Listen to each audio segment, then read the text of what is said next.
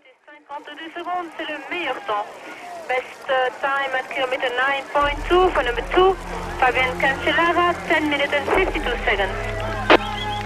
For me, the time trial is about, I say, 60, 70, 80% about your mind.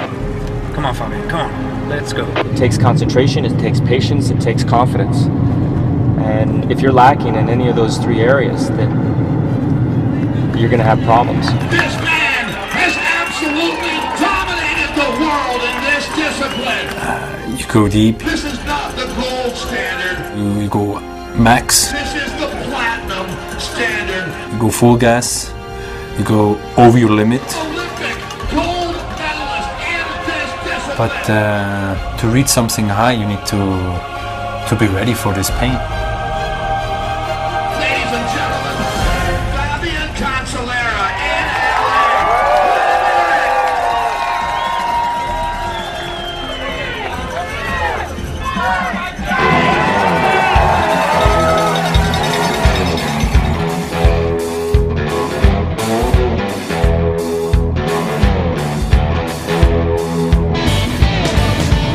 They call it the race of truth because it's basically against yourself and you can't lie to yourself. If you don't hurry in a time trial, because you're not going fast, that's for sure. You have to suffer so much that you have done everything what you could for this 1 hour effort or half an hour effort or how long this effort is actually. Come on, let's pass this guy. Come on, let's pass him now. Come on, go after him. Keep it up, keep it up. That's good. There's no secret in this, you know. If you want to win, you have to go faster than everybody else.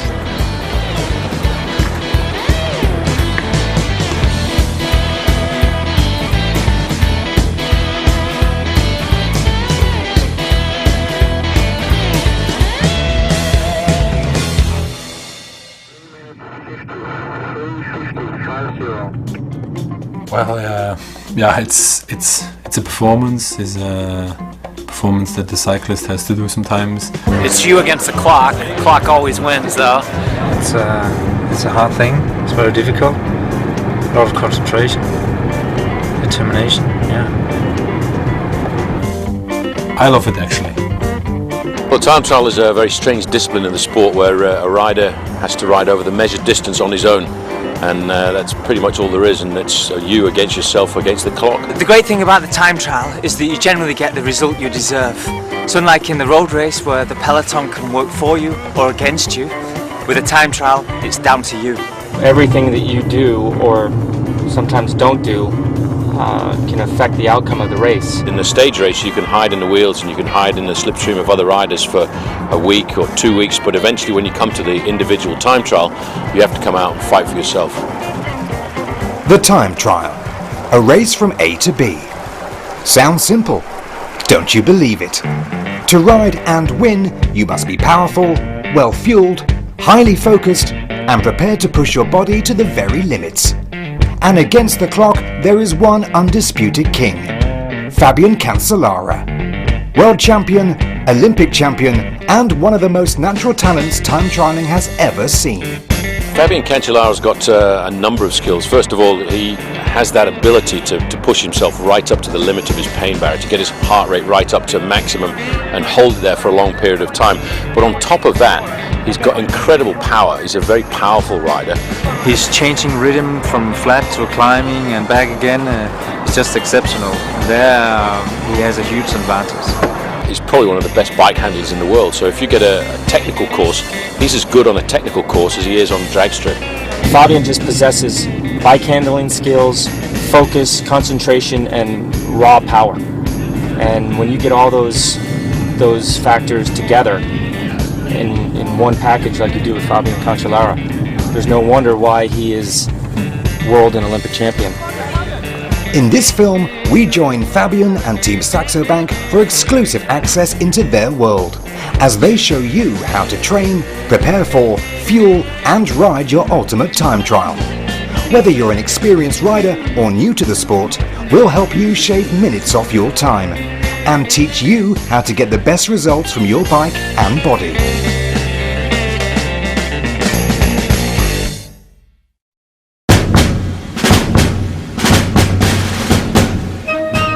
It's May 2010. and we are at the Amgen Tour of California. Team Saxo Bank are riding and have allowed us to tag along. Actually, wrong caps, guys. A grueling 8 stages will take the Pro Tour riders across the west coast of America, culminating with a potentially race-winning time trial stage in downtown LA. 5 years old now, the Amgen Tour is the biggest cycle race in North America, and a host of European talent is on show.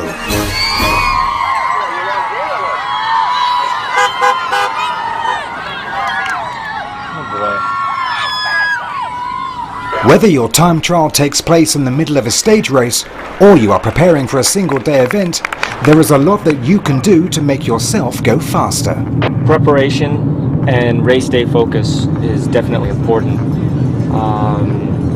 You can be as focused as you want to be or as focused as you can, but if you didn't do the preparation, you'll be lost. The basic rule of training is to be specific. Riding a time trial takes a certain type of effort, and there is only one way of preparing for it. Yeah, you need to train and train and train. Train and train and train. Train and train and to adapt and to adapt. That's those two things counting so much. I mean, the training. Training. Go out and do time trials and training. To get the condition, and then when you have the condition, you can also doing a certain performance. Train your concentration in training, and I think that's something you just need to do to be better. Come on, Fabian, come on. It's very nice, very nice. First off, you have to make sure that your training is correct.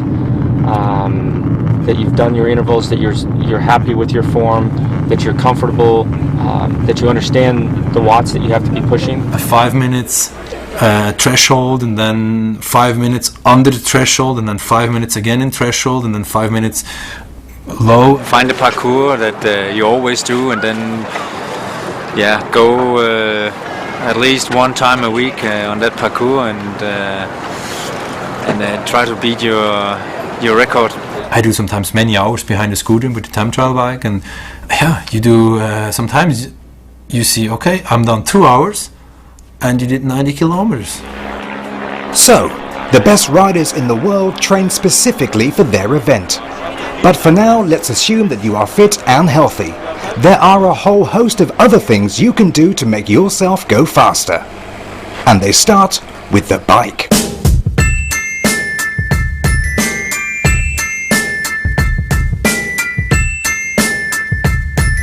Time trial bikes are the bling of the cycling world.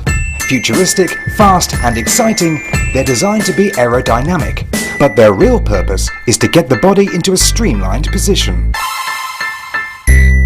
We talk about the aerodynamics of bicycles. Well, that's not really what's important. The most important thing is to get the body into an aerodynamic position. The athlete's position on the bike accounts for about 98% of the aerodynamic drag. The wheels and the bike only account for about 2% aerodynamic drag. Riders invest a lot of money in getting the right equipment, but nowadays what's more important is actually spending time in a wind tunnel so that you can get your body into an aerodynamic position. The most aerodynamic position on a bike can also be difficult to ride in. The only way to get used to a time trial bike is to ride one, something Fabian takes to heart.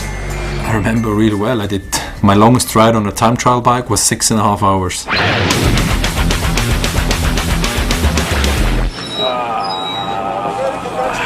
And but then the day after, okay, you had pain and the muscles was used differently because the position is different. But in a way, it was helping me this because it's not wrong to train long, but maybe the 6.5 hours once was a bit too much. But even you do 4 hours or 3 hours, that's not wrong. Even when it's a time trial, only 1 hour, normally 1 hour 10 or half an hour or even 10 minutes, whatever. The one thing all this time riding a time trial bike has taught us is that when searching for the ultimate position, aerodynamics are just part of the equation. The last few years I found out that it's not all about aerodynamic. Aerodynamic is really important, but as I'm a rider and my whole body is quite big, I have to find the level between aerodynamic and also comfortable position and breathing. The most aerodynamic position is like a ski racer, but you've got to still be able to retain the power. You can't sit so low that in the end you can't breathe. I mean, you need to breathe to give power and to push. I mean, otherwise you go nowhere. Kind of have a good balance between high power output and low drag you have against that. I was in the wind tunnel, I did some testing outside, and I see now I'm higher than the other years, but I feel comfortable, and I feel in a way sometimes I have more power and I can give more, and that's good.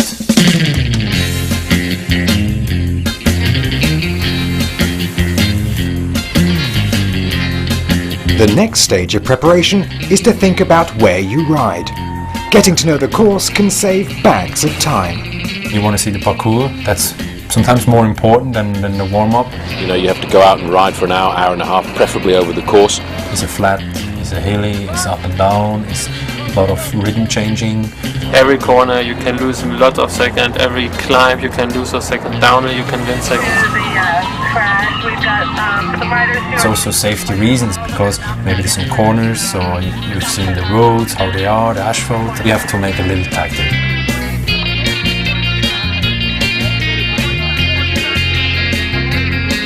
You are trained, you are used to riding your time trial bike, and if you don't know the course yet, you are planning to ride around it on the day of the event. It's now time to think about food.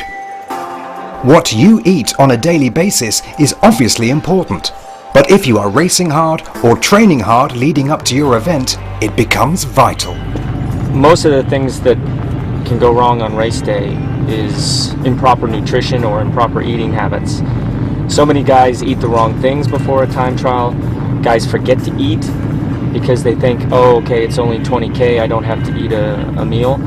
But you really have to get your routine down and have it become almost like second nature. And then the thing, it's like a weapon. I mean, you eat bad stuff, you not will get results on the races. I mean, you have to eat good stuff, organic and quality stuff. You have to look after your vitamins, your minerals. It's the same, you have a car and you fill bad stuff in. I mean, this car is going nowhere. 2 minutes to start. Less than 2 minutes to start.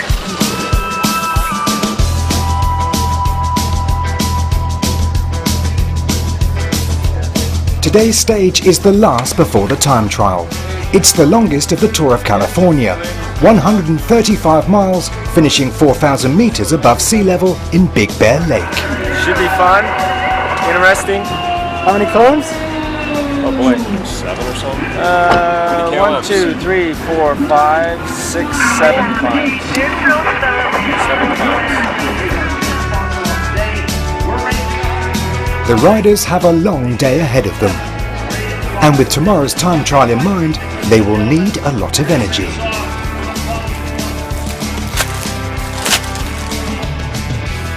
Everything is on the table, so before the race they take what they want. Some guys want a lot of shells, some prefer more bars, so they can take what they want. So that's easy for them. We don't make like something ready for them, they just take it. It's really difficult to be adequately fueled and hydrated if you're not using the scientifically produced energy drinks and gels. Using the gels, bars and the energy drinks really enables you to get the most from your performance. So normally like a race like today, 200K, that's 2 bars, 3 gels and a bottle of sugar and a bottle of water.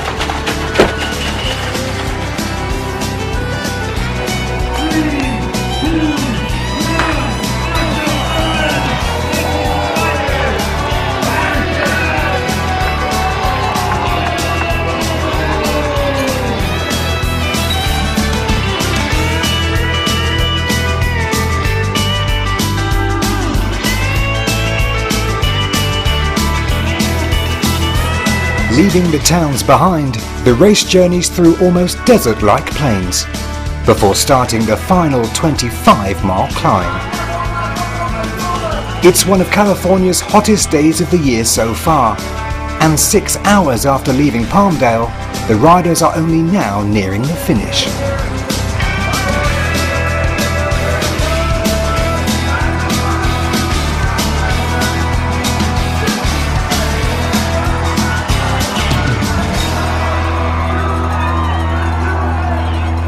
At the end of this epic stage, there is no doubt that these riders will be tired.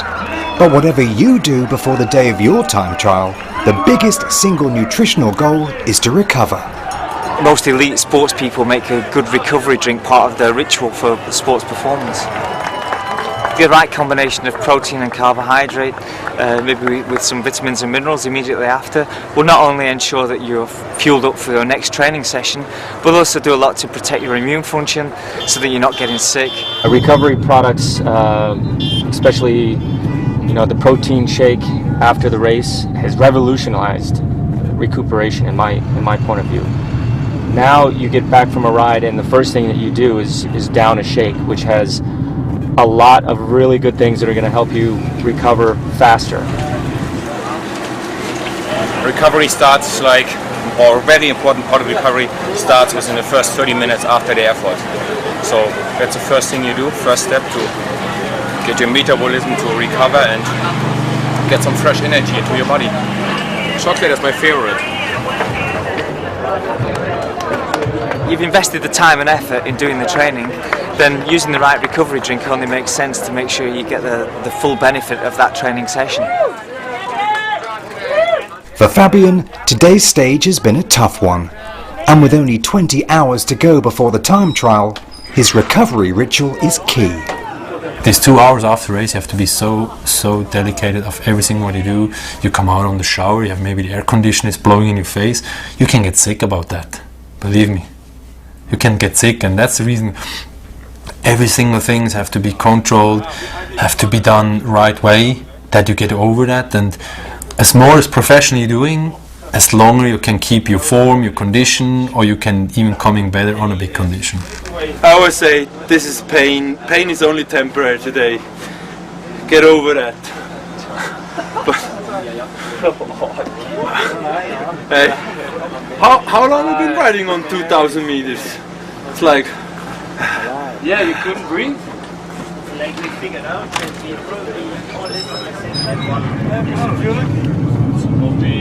So we've been working with SIS for about 2-3 years now, and just in the last year and a half, we've really been able to benefit more from the other products that SIS makes.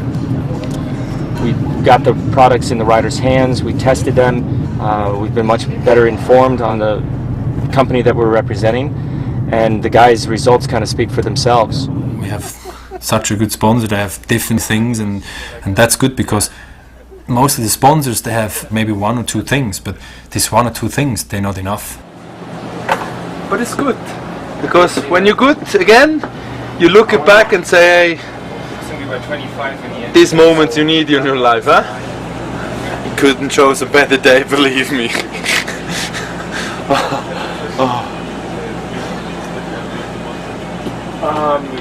Bobby J. You've seen a lot in your life, but today I'm more tired than you guys are. Yeah, come on.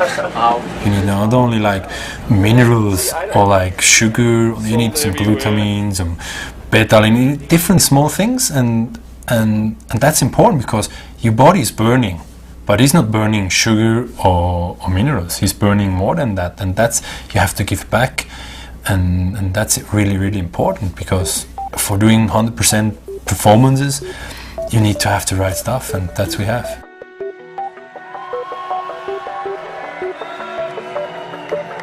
It's the last few days before your race. You are fit, you have been eating well, and you are starting to rest. But how much should you rest?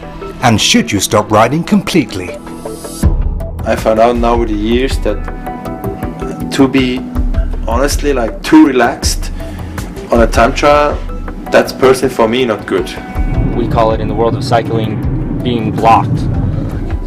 Sometimes you start and suddenly in the race you feel like your heart rate is so high,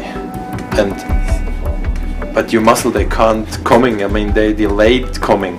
For me, it's like I'm too recovered. There's a real fine line about being fresh and being too rested, because you definitely have to keep the motor running without the fear of blowing up.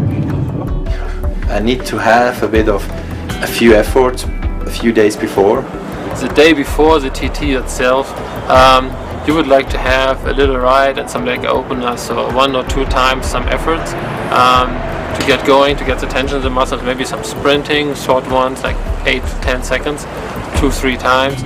Nothing too long, nothing too crazy, but something just to prime the motor a little bit. You know, just keep it running, get it online, and of course it's going to hurt because you've been tapering down possibly, but to kind of take yourself up at least close to your threshold, to blow out the pipes a little bit, to get the system back online is very, very important. Normally the best performance ever I'm doing, or they've been done from my side, they've been always that I was a bit tired, but the good tired, and not the tired that you can't do a good performance anymore. It's the morning of your race, and having a well thought out routine is going to make a huge difference. And it all starts with your food. A lot of the guys, if they're preparing for a really important time trial, they like to get up, have a regular breakfast, so the usual high carbohydrate race breakfast, ready to get the glycogen stores, the carbohydrate stores fully topped up. You need to write pasta, rice, or you have an omelette. Maybe a little bit of chicken or turkey, but definitely not any real steak or red meat. You can't drink, Coke or sugar stuff before a time trial. It's not good. That's the thing, the most important things I work on with the young riders on the team is just getting them into the routine, because the last thing you need is having everything going good and then having some sort of digestive issue because you didn't eat correctly before the race.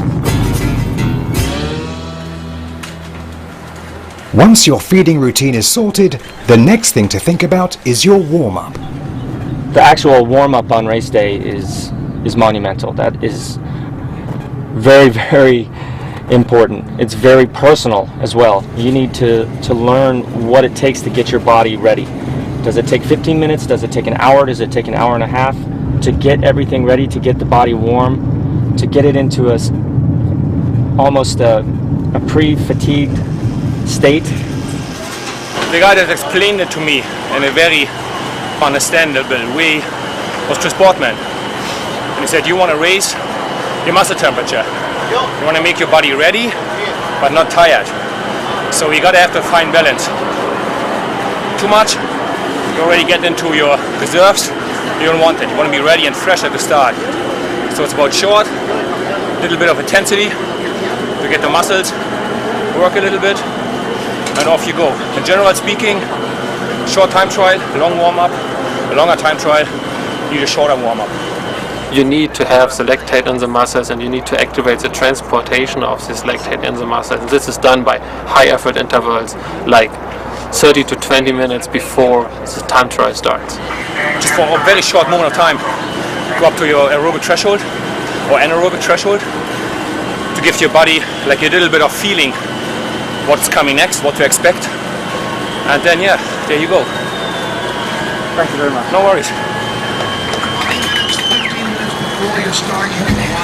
Huge effort, get yourself sweating. It's really hard to start a time trial from zero and go even up to your threshold without feeling major lactic acid. But when you slowly progress through your zones up to your threshold, then it's a much easier jump. You know, it's basically going from 50 to 60 miles an hour instead of 0 to 65 in one shot. So, to warm up well, you need to try pretty hard. But that creates its own problem. In order to be fully tuned up and ready to go, you need to do a good hard warm-up. If you do a good hard warm-up, you're dehydrating and using up your carbohydrate stores that you really want for the race. So you really need to be prepared to take on board your extra carbohydrate while you're warming up, and not forget about this. The real key is to coming up with a routine of electrolyte replacement, sugar replacement, and so many guys forget to do that when they're warming up because they said, oh, I'm not racing, I'm just warming up. This is where a lot of amateurs maybe fall down, and there's seen some reports that show that a lot of more recreational athletes maybe haven't eaten for 2 or 3 hours when they hit the start line. When I started racing 25 years ago, it was eating a banana before a time trial, you know, or even worse. You know, some guys would eat donuts and, you know, sandwiches. Now you basically have that same sort of caloric intake in a very easily digestible gel or drink, and it just makes it so much easier. In a road race, if maybe you haven't quite got your feeding right, you can maybe duck and dive a little bit, hide in the bunch, take on board some extra bars. In a time trial, if you haven't got that right beforehand, you're on your back foot. In no way, shape or form do you want to be hungry or depleted in any minerals when you're starting the time trial, because naturally once the time trial starts, there's not much you can do about being hungry or losing electrolytes. It's going to happen. So you need to start with a full tank of gas, ideally finish with an empty tank of gas.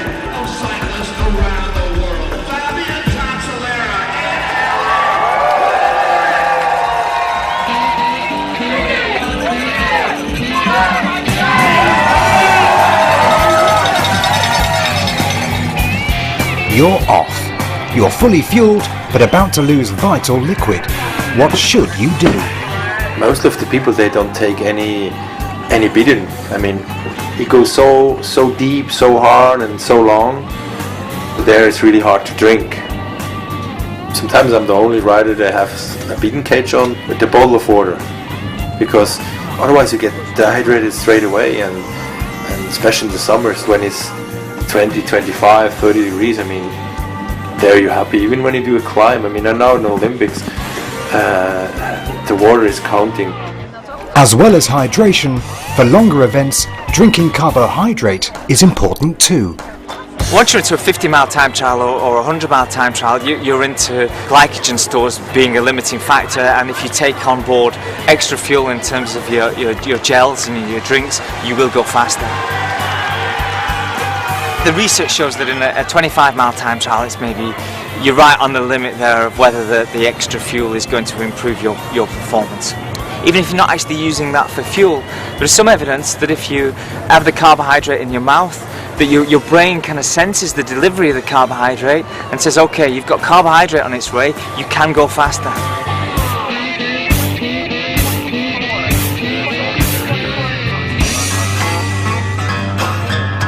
Once your race has begun, there is one final thing to think about: pacing. Well, pacing is monumental. You can't just sprint off the line and expect to hold 1200 watts for more than a minute.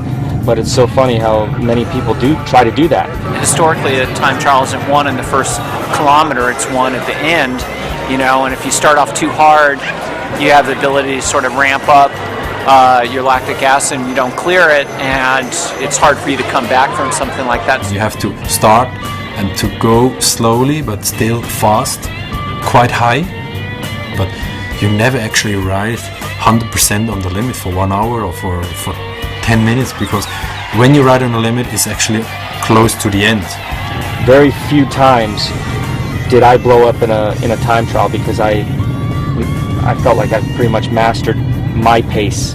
What is really important is you have to focus in the front and looking forward, and this limit is easy to reach. You just have to practice and practice and practice until you get to a level where you know this is my limit, the limit that I can sustain for 30 minutes, for an hour, sometimes for an hour and a half. And that's difficult. That's difficult because it takes concentration, it takes patience, it takes confidence. And if you're lacking in any of those three areas, then you're going to have problems.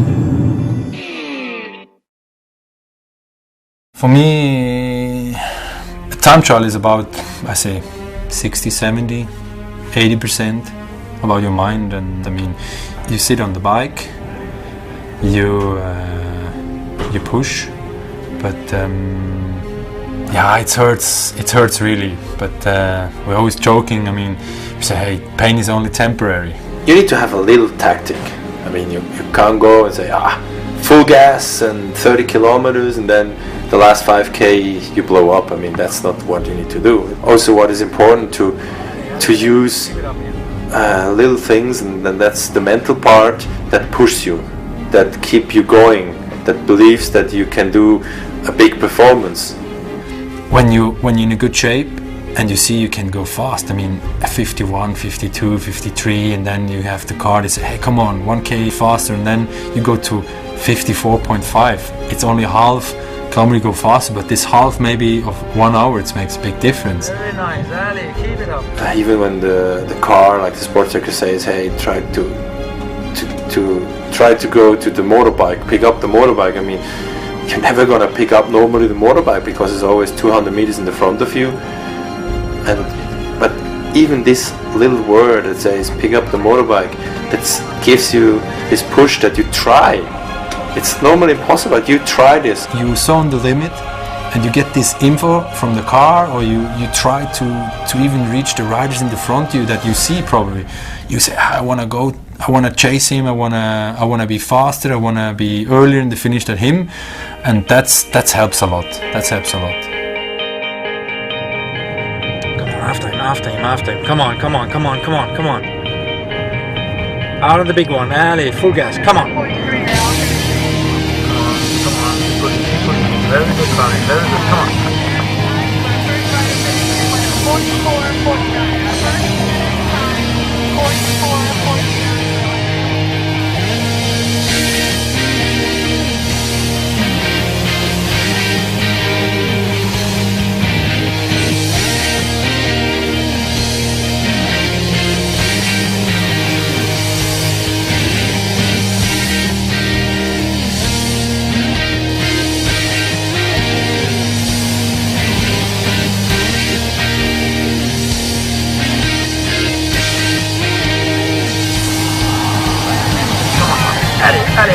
Ali.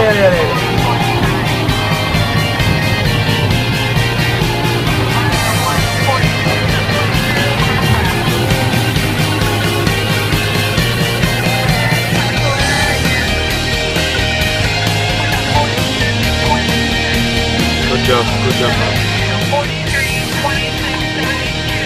43.26.